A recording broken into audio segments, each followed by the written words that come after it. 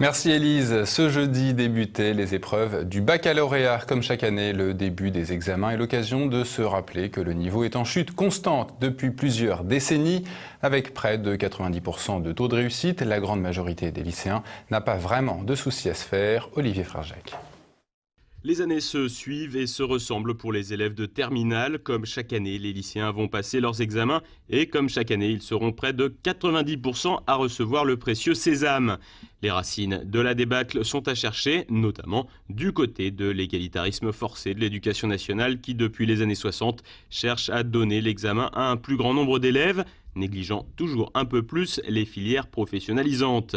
Pour 2017, sur les 720 000 jeunes à se présenter au bac, plus de 50% sont en filière générale, 20% en technologique et 28% en professionnel.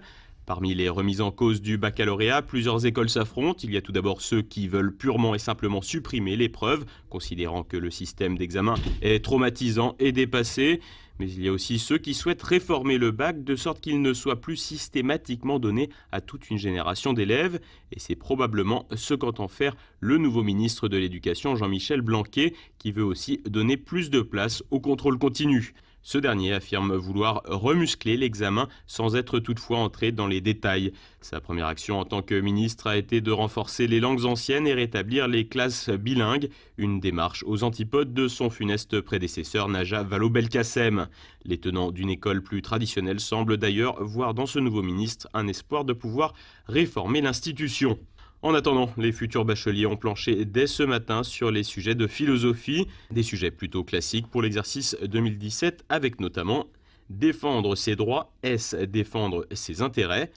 Tout ce que j'ai le droit de faire est-il juste? Ou encore, y a-t-il un mauvais usage de la raison? Des sujets qui devraient donner, comme chaque année, une ribambelle de perles du bac. Parmi les pépites, on retrouve pour 2016 les citations suivantes. Durant l'Antiquité romaine eut lieu la célèbre révolution d'esclaves menée par le général romain Stradivarius. La France a un aspect culturel dans le monde avec des chanteurs mondialement connus tels que Johnny Hallyday dans le domaine sportif. Moins nous travaillons, plus nous sommes heureux. Il suffit de demander aux élèves qui ont passé tout le mois de juin à réviser le bac au lieu de regarder l'Euro 2016. Des pépites qui ont inspiré l'entreprise de papeterie Bic qui n'a pas hésité à lancer une campagne de publicité moquant les perles du bac des jeunes bacheliers. Qu'est-ce qu'on appelle le libre-échange? Le libre-échange, c'est quand tout le monde couche avec tout le monde. C'est libre.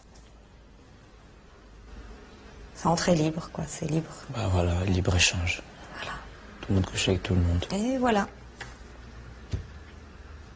Amis de la poésie, bonjour. Parlez-moi de l'œuvre de Rimbaud. Rimbaud, il a fait plein de trucs. Comme quoi? Rimbaud 1, Rimbaud 2, Rimbaud 3. Vous l'aurez compris, si le bac sous sa forme actuelle ne sauvera pas l'enseignement français, il permet néanmoins de se moquer un peu plus des futurs bacheliers qui échoueront sur le banc des facultés et des grandes et moins grandes écoles dans les années à venir.